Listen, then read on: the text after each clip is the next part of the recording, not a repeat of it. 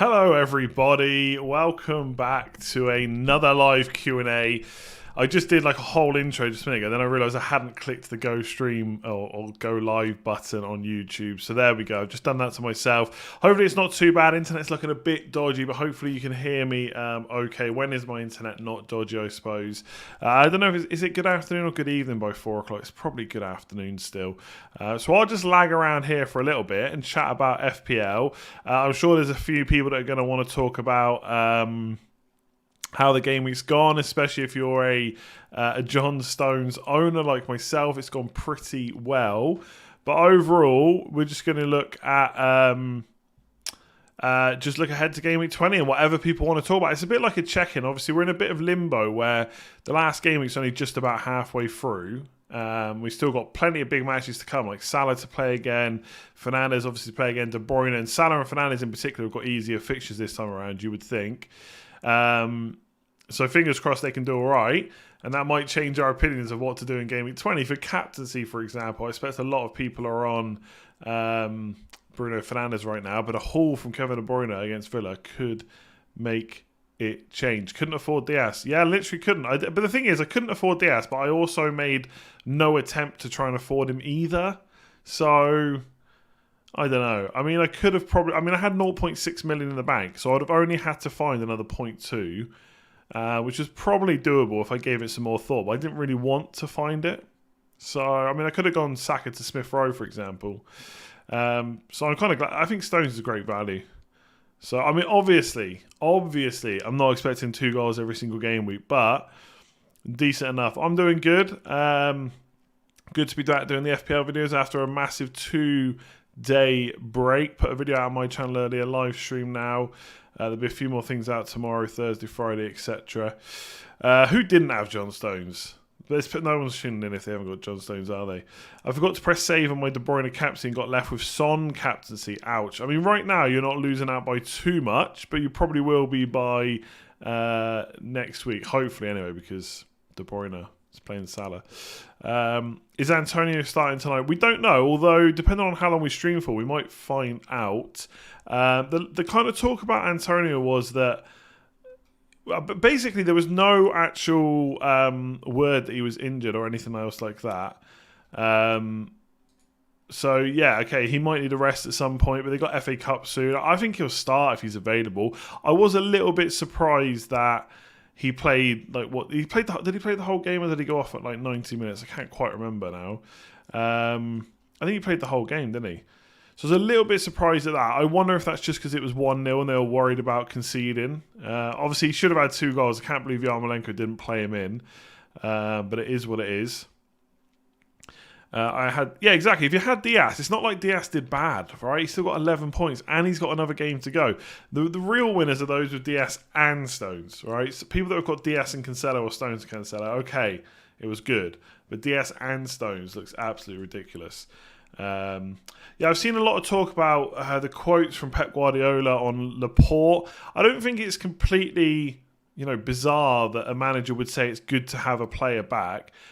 We know Pep likes to rotate. Is John Stones completely safe? Probably not. I feel like he's a little bit safer than Cancelo. Why would he break the partnership up though? The main reason I could see him wanting more centre backs is to rotate in the FA Cup and stuff like that, right? So I think Laporte's there just to give the other 2 a rest.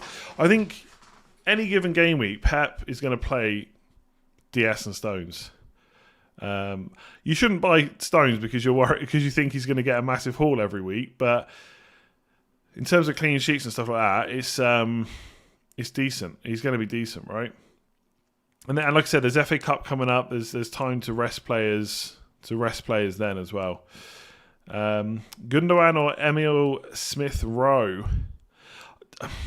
It's a close one. I think the fact that Gundogan takes up a Man City spot would make me not want to go for him. The thing is, he looks kind of nailed at the moment. He's obviously a good cheap price if you didn't want to go for double defence. But if it's and bearing in mind, Man City are probably going to have double game weeks within like the 20s, like around kind of 24, 26, 27 maybe 1, 2 or 3 double game weeks. So you kind of want your Man City spots like locked in. or at least left open to give you a chance to chop and change later on. For me, Gundogan kind of locks it off, and I don't know right now if he's the one I would want long term. With Smith Rowe, he's so cheap. He's playing as well. He's just so cheap. He gives you that extra bit of value. So I would probably go Smith Rowe, I think, just to take that money out of midfield and have someone that's playing kind of 70 to 90 minutes most weeks and who looks pretty good as well. The only thing with Arsenal is the fixtures aren't great. But I guess if you're getting someone for the bench, it doesn't massively matter. Feel like walking a tightrope with no Spurs. It is what it is. They play Liverpool next. I'm not worried about it. I think honestly, I think the worry over Spurs players is just crazy. Just absolutely crazy, as if they are the only players that can score in FPL. Like, I mean, Son got 5 points against Sheffield United.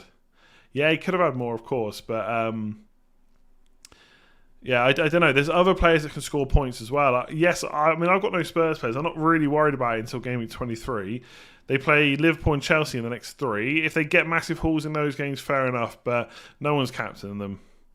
For any of the next 3 matches, I don't think. I think it'll be De Bruyne and Fernandes captains this week. I think in game week 21, it'll probably lean towards De Bruyne because he's got Sheffield United. Could be Kane and Son versus Brighton. And then game week 22, they play Chelsea. And I think Salah's got Brighton, etc. De Bruyne's got Burnley again. They smashed 5-0. So I think the worry over Spurs is too much. As you've probably seen if you follow me on Twitter, I think it's crazy that people worry about their rank dropping when they play, but seem to forget other players can score points too. The amnesty for yellow cards is after 19 games. You've got to get through 19 games. So it differs for different teams, obviously. Well, it doesn't differ in terms of the total amount of games, but obviously some teams have only played like 15, 16 games so far. Should I take hits to get Grealish in if my team looks good? Depends who you're taking the hit for. Like, Grealish isn't like essential to the point where you have to take hits. If you've got a good squad and you don't need him right now, you could just wait. I do think he's got good fixtures coming up though. I'll bring up my team for next week. It's just really a placeholder on screen just for something. So, I mean, I've got the money to get Grealish in. I might do it this week for free. If you've got to take a hit, I don't know if it's worth a -4. It is Burnley away next for them, so it's not a walkover, I would say. Why do you think Zuma lost his place? I'm not completely sure, to be honest. It did sound from Lampard's quotes like it maybe was him losing his place rather than just having a rest, which is a bit worrying if you own him. I guess you're going to see tonight what happens when they play Leicester. Obviously, if he misses Leicester as well, that spells bad things, I would say. Chelsea do have good fixtures as well, so it's not really the time to be dropping off Chelsea. I just think things haven't quite gone right, so he's obviously looking for the reasons why that is, and he's come to the conclusion that one of the reasons is Zuma, but I don't know, I feel like they've done perfectly fine this year with Zuma in the team, so what do I know, though? What do I know? Why didn't Chilwell get an assist? Because it was a cross, not a shot. That's it, basically. If he had shot and the keeper had palmed it away and then it had gone in, that would have been an assist. But because he crossed the ball and the keeper palmed it away and it took it miles out of a different direction, it's not. It's not an assist by the rules. Simple as that, really. You can think it should be, but it's not by the current rules. Defense or attack? For who? Surely you put Sofao in for Wood. I probably won't have. I don't know what I'm doing this week. Obviously there's still a few games to go. My initial instinct is I bring in a Villa player if they still look good. So it could be Saka to Grealish or Souček to Grealish. Maybe I've got enough money to do both. I think, and then Chris Wood benched or Chris Wood to Watkins. And obviously just keep benching Saka or Souček. I'm not 100% sure on that. Like, Chris Wood hasn't been great. The most ideal situation for me is Chris Wood wipes out the Liverpool clean sheet this week. I don't think it's going to happen. I don't think Villa at home is the worst fixture, but he was only in my team for 18-19 because he had fixtures in both. So yeah, he's not a long-term pick for me at all, Chris Wood. So he'll possibly be going. I guess really, if I'm setting my bus team up, I should have Saka in ahead of Wood. Saka looked great last night. He's a hold. Yeah, but Saka looked good because he was playing Newcastle, whereas his upcoming fixtures are awful. Man United at home. I mean, Wolves away is not necessarily that bad at the moment. United's going to be tough. Villa's tough. Leeds, there could be goals. Man City's tough. Leicester's tough. Spurs is tough. Like, there's a lot of tough games coming up for Saka, to the point where I just don't really want him, to be honest. And for me, it was always the plan to get rid of him anyway, so I probably will still do that. Arguably, I should keep him and not Saka, because he's a bit more... His numbers are a little bit better, underlying numbers, but I don't know. He did look good last night, but I mean, it was Newcastle. And in the second half, Newcastle were just awful. Partey, is it Partey? I think it's Partey. He was really good. But I can only keep one of Souček or Saka. I don't want to keep both. I want Grealish back, I think. Why he's starting to say, yeah, okay, don't worry too much about my team right now. Like, we've got literally a week to go until the deadline. There could be injuries or anything. Don't worry about what my team looks like right this second. There you go. I've put Saka in. Chris Wood's on the bench. I think it just looks better now because it's 3-5-2. El Ghazi, the only viable player not spotted in training. Yeah, I've seen a few training photos. Obviously, we're not going to know for sure. The thing is, it doesn't really matter because the deadline's gone. If you've kept El Ghazi, you just wait and see the lineups. And if you haven't and you're thinking about bringing him in, you wait and see the lineups. So I don't think it's the end of the world. I mean, Barkley put a tweet out or an Instagram post out saying he was in training or something, looking forward to the next game. If he comes back, El Ghazi might miss out anyway. Obviously, it's something we don't know until we see the teams. I think Smith Rowe is better value than Saka. What do you think? I don't know if I massively agree. I mean, I guess he's cheaper, so therefore he is better value. But it's not like Saka is bad value anyway. You know, if that makes sense. So Saka's still very cheap. Like, Smith Rowe has looked good, but I think when it comes to kind of goal threat and who's going to score the goals, that Smith Rowe and Saka, it's probably going to be Saka, and that's where your points start coming in. So yeah, we'll see. I think for a bench option, I'd probably prefer Smith Rowe, just because I usually like to have as little money as possible on my bench, and if Smith Rowe is going to keep his place, I can probably justify keeping him for 4.5, whereas Saka is just that little bit more expensive. I did have Souček on my bench at 5 originally before the wild card, but yeah, I'm not so sure now. Is it worth losing Saka for Antonio? Good question. I mean, that would take a hit though, wouldn't it? I feel like you've just missed 2 of Antonio's good games. I think if he stays fit, like, he is the best value forward probably out there, even better than Bamford potentially. I don't know if I would take a hit though to bring him in for Saka. Maybe when you got a free transfer to do it. Is De Bruyne essential? I don't think he's essential, but the next 3 fixtures are about as good as it gets. Like, West Brom away, I know they only drew 1-1 last time, but that ain't happening again. Like, West Brom's still really bad. Like, even though they got the win, I know that's going to be a confidence booster. That's not the same as playing Man City as it is playing Wolves. And also, Wolves still scored twice. We shouldn't forget that. So De Bruyne looks great for the next one. Then it's Sheffield United at home, and then it's Burnley away. And then the fixtures get tricky, but if they get double game weeks, we're not going to worry about that, are we? So, yeah. I never want to use the essential word, but I think he's a very good option. How many blanks before moving Salah on tough games coming up? Yeah, I'd probably look at him after game week 22. So I think game week 22 he has Brighton. He'll probably be my captain for that. Then it's City, Leicester, Everton. As you point out, it's difficult fixtures. The thing is, these ones aren't difficult, really. Sheffield United away, Fulham at home.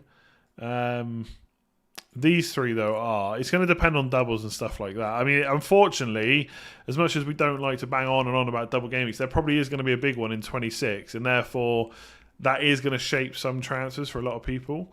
But I don't, for example, if De Bruyne has doubles and I can't get rid of him, I would consider doing Salah to Son in game week 23.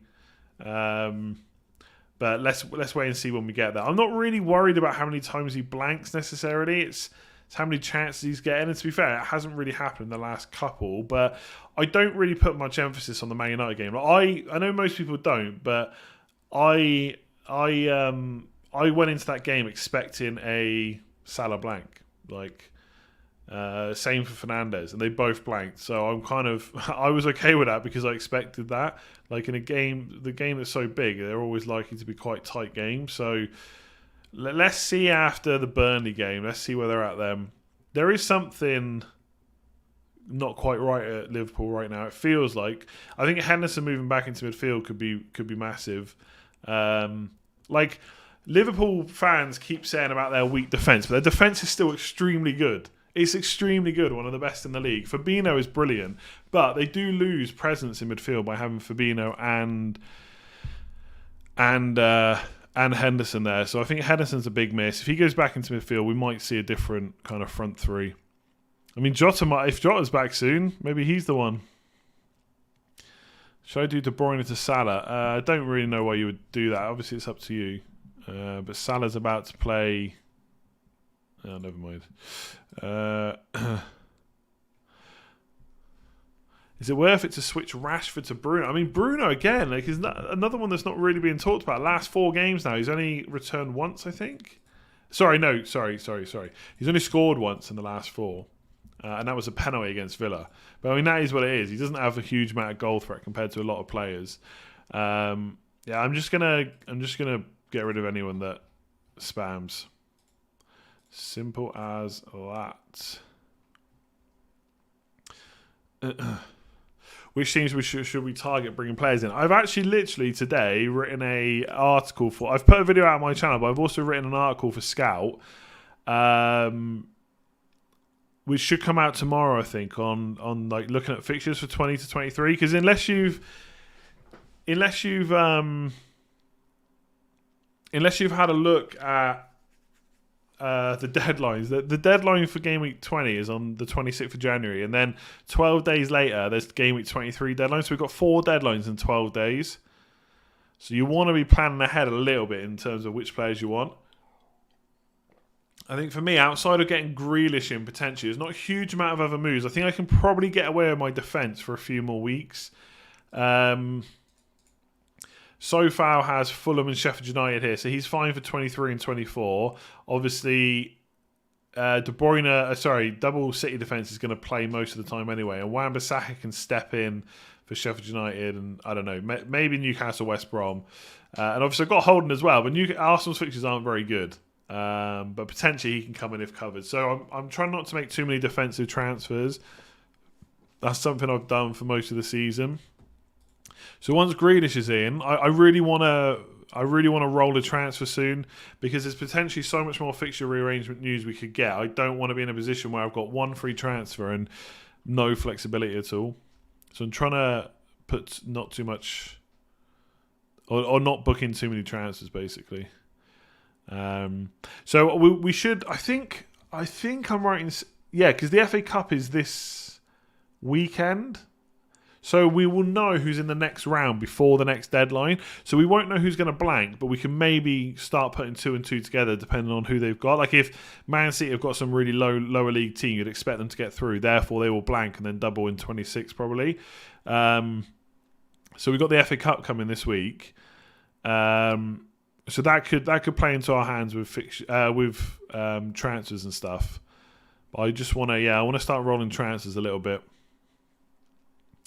When am I planning? Well, planning on downgrading my bench as we go. That's why I want to roll transfers, because I don't want to downgrade the bench too quickly. Like if I downgrade De Gea and then he's got a much better double than Villa, then I wouldn't necessarily want to do that.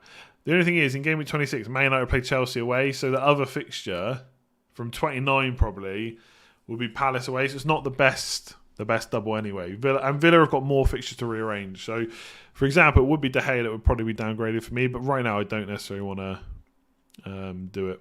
When to double up on Spurs again? For me, it would probably be game... It depends how you look at it, because once they get to Brighton in Game Week 21, you could say, well, they've got Brighton and West Brom in 3 game weeks, but I'm looking at it as in they've got Liverpool and Chelsea in the next 3, so I'll probably not look at them until West Brom. And even then, they got Man City the game after, so I don't know if I would double up, but I would definitely go for one.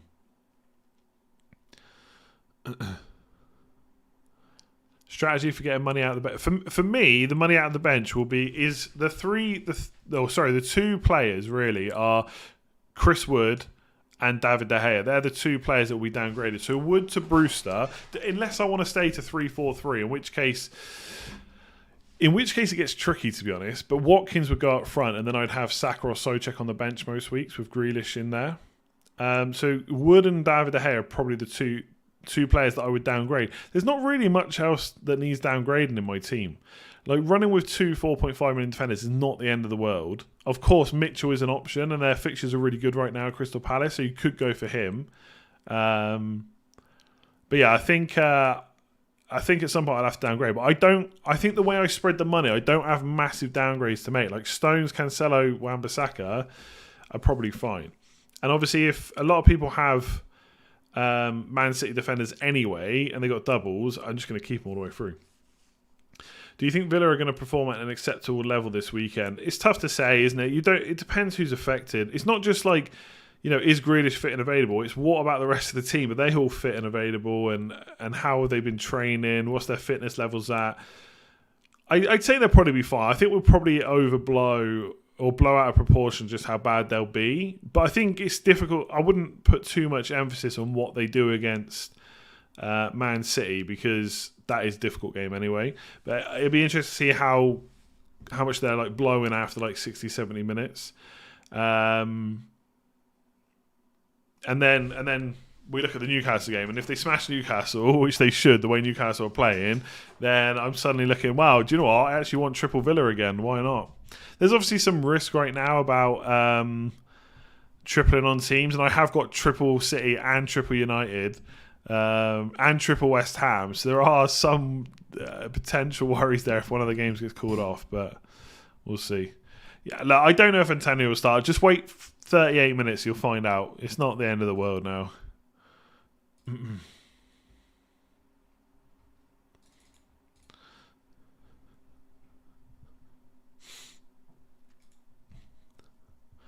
Harvey Barnes, good fixtures. Yeah, Leicester got some really nice fixtures. I think they've got Leeds and Fulham in the next 3. Harvey Barnes is a nice, cheap option.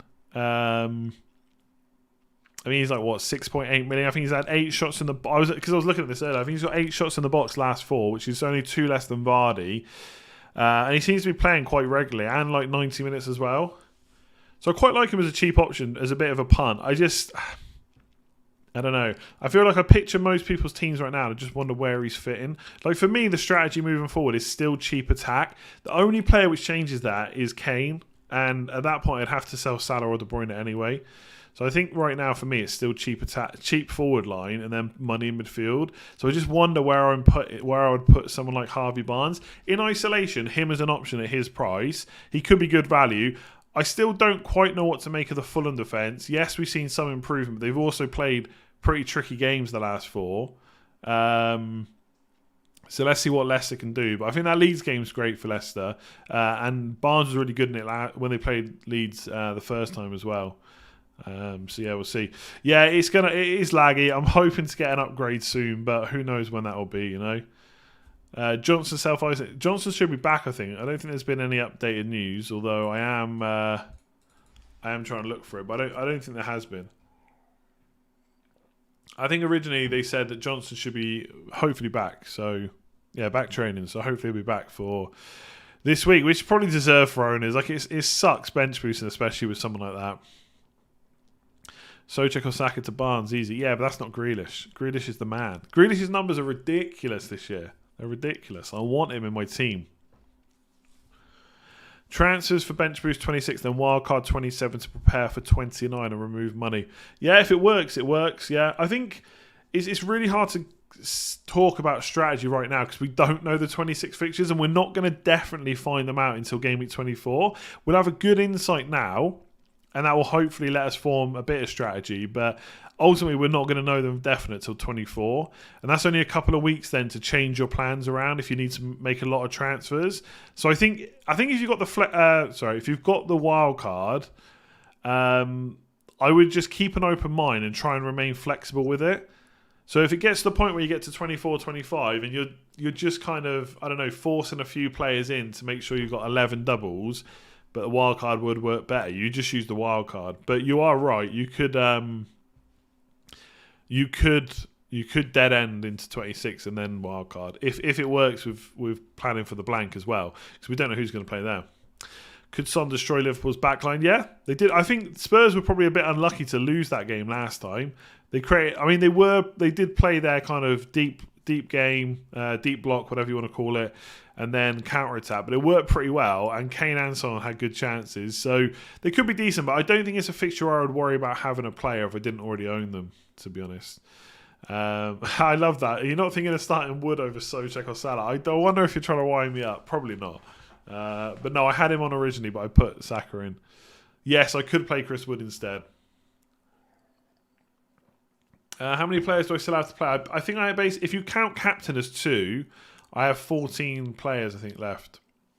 So David De Gea is 1, 2, 3, 4, 5, 6, 7, 8, 9 if you include the captaincy on De Bruyne, 10, 11, 12, 13, 14 because Martin's got to play twice. So I've got 91 points so far, minus 4, so 87 total.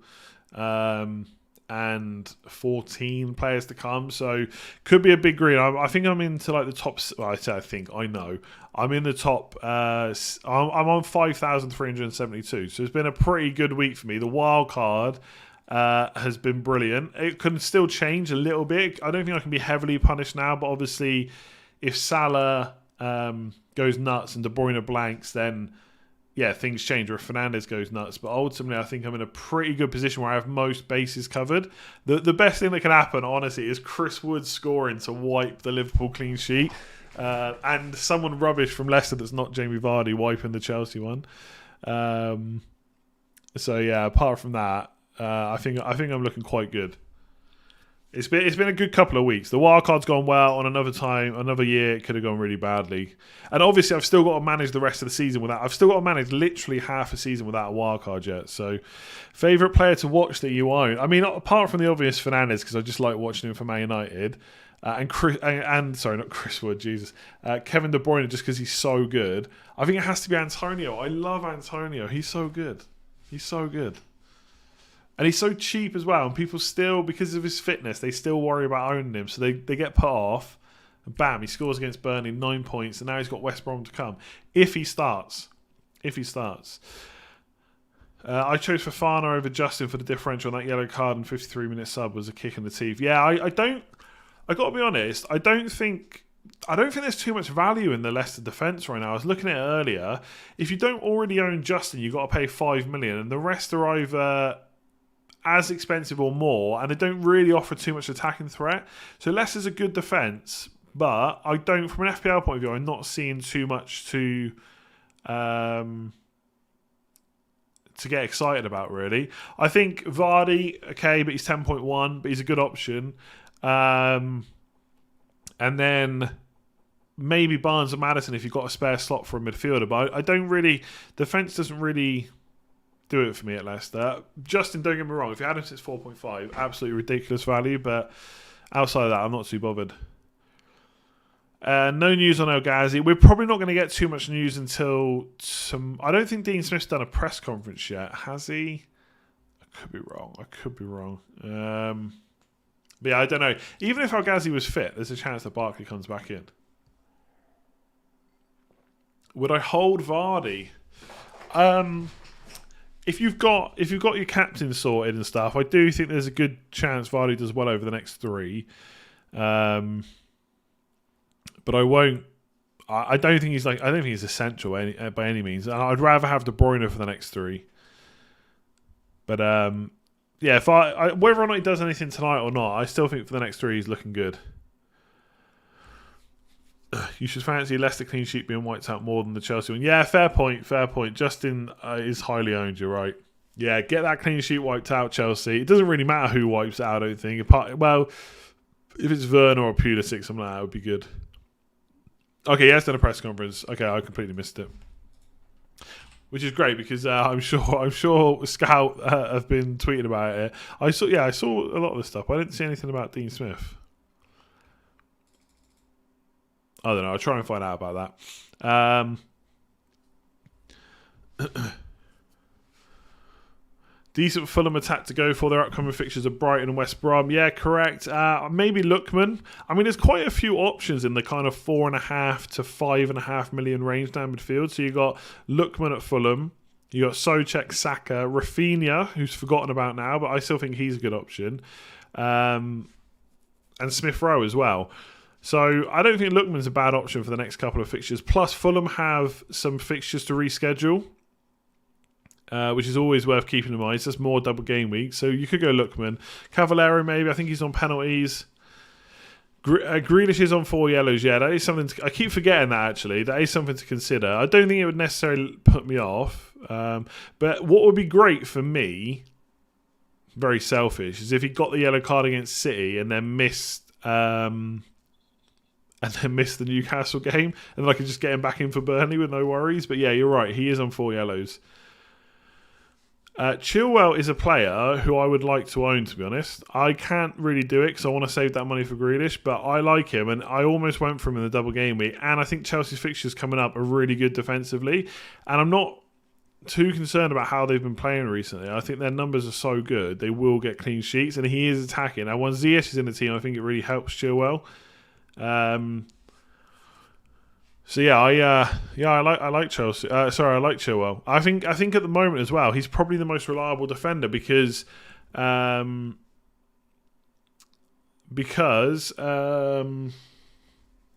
potentially lost his place. James, he has to prove his fitness again, and Thiago Silva's not offering enough. So yeah, not too worried about that. The 5 yellows haven't reset. They reset after 19 games, not 19 game weeks. So they have to get through game week 19 first, if this is their 19th game. But for Grealish, Villa have only played 15 games, I think, or something like that. Let me see here. I'm sure they've played 15, or is it 16? Oh man, come on. I'm sure there's an easy way to check this. I think it's 16. Yeah, Villa have played 15, so I was right the first time. So Jack Grealish has to get through another 4 games until his yellow card thing resets. It's not game week 19 for him. It will be for some teams that have played 19 games now, but not everyone. Why do you want Chilwell? I have him and concerned about Chelsea defence. I guess the question is what's there massively to be concerned about? Like I looked at their numbers earlier on Sky. In fact, we can have a quick look. If I press this, yeah, okay. So I had a quick look. So this is the Fantasy Football Scout members area. If you want to sign up, there's a link in the description below. If you want to give it a try. So Chelsea defence, I had a look at expected stats. In the last 4 game weeks, are 4.08. So I think they've played in all 4 of those game weeks. That's still pretty good. That's like, what, just over 1 expected goal a game? I think if we do last 4 matches, it'll give a fairer indication of how good, because not every team has played in the last 4 game weeks. Let me just double check. Did Chelsea miss a game? I feel like maybe they missed a game and I've forgotten about it. Yeah, sorry. Okay, last 4... They must have missed a game, yeah, because this is what I checked earlier. So last 4 matches, 6.14, which isn't great. That's, 1.5 a game, which compared to their season stats is quite poor. But their last 4 games have included Man City. So, and I know Kante's been missing. I think he missed 1 or 2. Which game did they not play in? Oh, okay. It's because they haven't... hang on. 1, 2... Yeah, last 4 matches includes Fulham, doesn't it? They've played Arsenal, Villa and Man City in those games. They're all, apart from maybe Arsenal, and they did concede 3 there. They're all pretty attacking teams. So no, I think, sorry, they've not missed a game. That was just me messing up. So I don't know. I just think the fixtures coming up are so good for Chelsea. I wouldn't really worry about it. Like if you go to Chilwell, Wolves at home, not been scoring a huge amount of goals. Burnley is always good defensive fixtures. Sheffield United away is brilliant. Newcastle at home, like 1, 2, 3 in the next 5 game weeks. I could see fixtures where they could get 4 clean sheets. I'm not saying they will get 4, but there's 4 fixtures where you could say they'll get a clean sheet there, and you wouldn't really be far off, I don't think. So obviously there's a big pull for Man City defenders, but I think if you've got like Chilwell and Diaz, for example, I don't know if I would go and bother buying Stones or Cancelo, apart from for the potential doubles, I guess. Chelsea, oh yeah, of course, they blanked in game week 18. Yes, of course. What an idiot! This is why you should use matches at times in the members area. So yeah, there you go. I quite like Chelsea defence still. Are United winning the Premier League? Probably not. Probably not. I wish they would, but I doubt it. Kane is somewhat fixture proof. Debatable. I would say debatable. I don't think any player is literally fixture proof where they'll score exactly the same points as as an easier game. Like, this is his game so far. This is probably going to prove that he's fixture proof. Let's see. So Man United obviously smashed it. That was such a weird game though. Like if Spurs played Man United today, would you expect them to get smashed 6-1? I highly doubt it. Man City 1 assist, 4 points. Chelsea blank. Liverpool blank. Wolves blank. Leicester blank.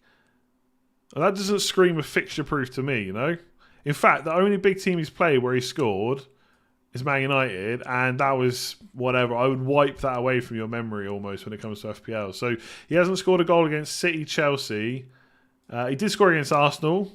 Again, debatable whether that was a big game back then. They probably do a little bit better now. So I don't think he's fixture proof. So I think Liverpool and Chelsea and Man City is tough. Like if he blanked 3 times in the next 5, would you be that surprised? I don't know. I'm not saying he will. Obviously, he can get points, but for me, when you say fixture proof, you're saying that he can get the same amount of points as in any other fixture, and I just don't think that's the case for any player.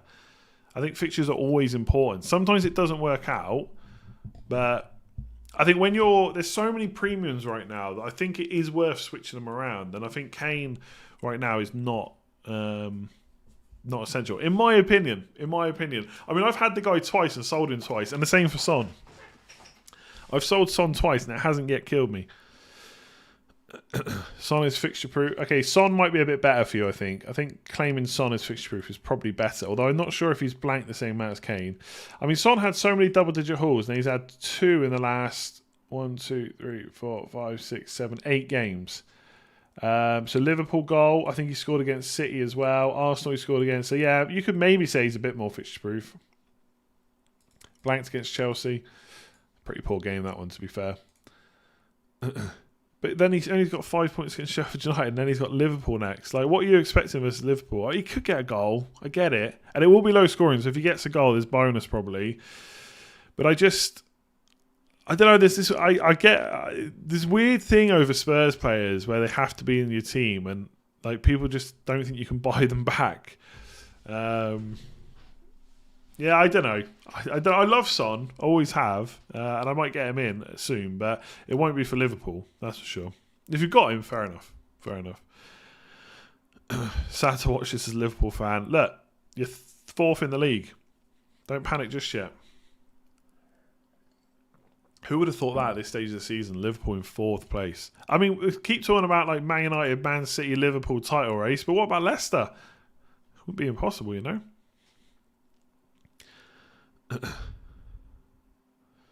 Part of the reason people have Kane Son is the fear of getting punished. Yeah, absolutely, because they check their rank when they play and they score, and then they see that the rank goes down. I get it. Ownership is a thing. Effective ownership is a thing, but I'm trying not to play by worrying about ownership, and it hurts when they score. But whatever, I have like my rank went down when they played. You know what? It went back up afterwards.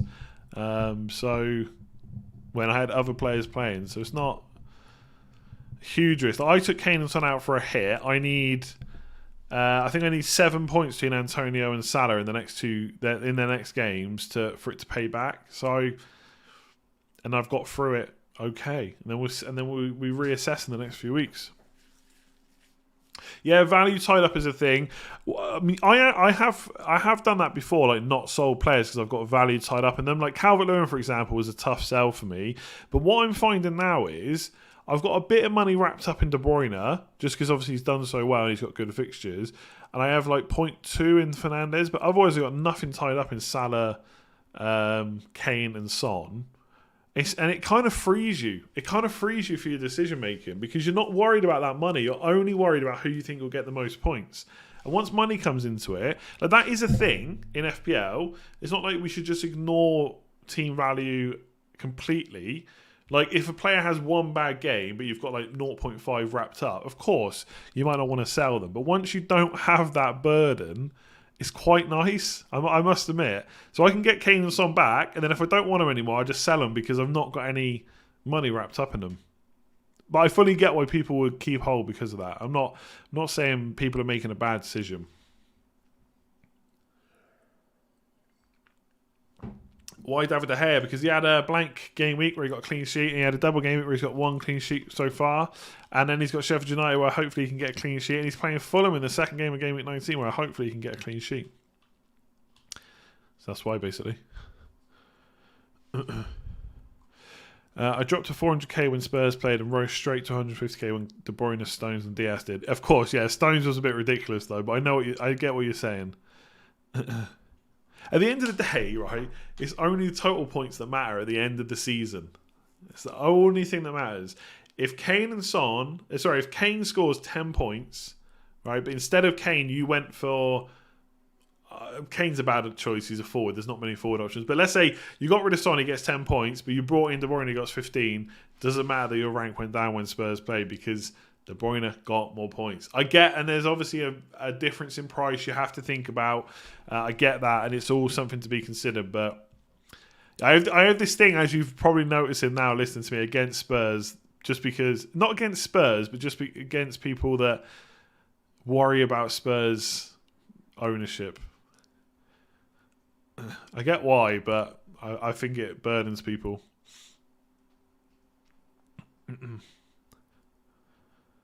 Kane or Son if you're only going to keep one. I genuinely think it's tough this year. In previous seasons, it probably hasn't been. The last couple, it's probably just been Son, easy. But Kane's on penalties, and Kane keeps... His underlying numbers are just so much better for goals. Like, he keeps getting more shots in the box, etc. But Son is so much cheaper, and he's a midfielder, and I feel like outside of Kane, there's no other big hitting forwards at the moment that I'm really looking at. So if I'm making any big hitter transfers, like if I'm just sticking to a 3 premium strategy, like I've got right now, which is De Bruyne, Fernandes, Salah, then getting Son in doesn't disrupt that too much because I can just swap him back. So probably Son, but I do think... He's the one I'd probably keep. I think Kane is a better option. I know that makes very little sense, but hopefully my explanation before will tell you why I would do that. What are you having for dinner tonight? Homemade chicken jalfrezi, I think. Homemade by the missus. Who got actually, yeah, no. Yeah. Regular on passing the eye test. He played wing back, didn't he? I like him, but I just right now I'm not massively worried about my defence, I suppose. Fish and hits, that's good. That's good. But no, it's chicken jalfrezi, I'm afraid. Prediction for today's game. Okay, let's do the predictions, then we might think about shooting off. West Ham at home to West Brom. I mean, if Antonio starts, it's a West Ham win, surely. 2 or 3-0, I think. I don't see West Brom scoring. I might be wrong. Leicester-Chelsea, much closer. I think it's a good time to play Chelsea right now. Let's see if James is back. Leicester, decent third in the league. I mean, I wonder how much of it is my hope that both teams score. Maybe a 1-0. Maybe 1-0. Maybe that's what I want to happen. But yeah, I think 1-0. Anyway, I just realised not too many questions about Game Week 20. We're just mainly talking about Game Week 19, but it is what it is. Okay, I'm going to leave it there. We'll be back soon, more content this week, next week, etc. So please do hit like if you enjoyed it, subscribe if you're new around here. Good luck. No, I'm not going to stick around to the team news because, I'm not going to stick around to the team news. Good luck tonight and for tomorrow and Thursday and Saturday. Lots more games to come. I'm going to have my fingers crossed that Mikel Antonio smashes it tonight. I just hope he starts, to be honest. Let's see what happens. And obviously, hopefully Chelsea score against Leicester because James Justin's getting too many points. Until then, I will catch you soon. Thanks for tuning in. Hit that like button, hit subscribe, and we'll see you soon.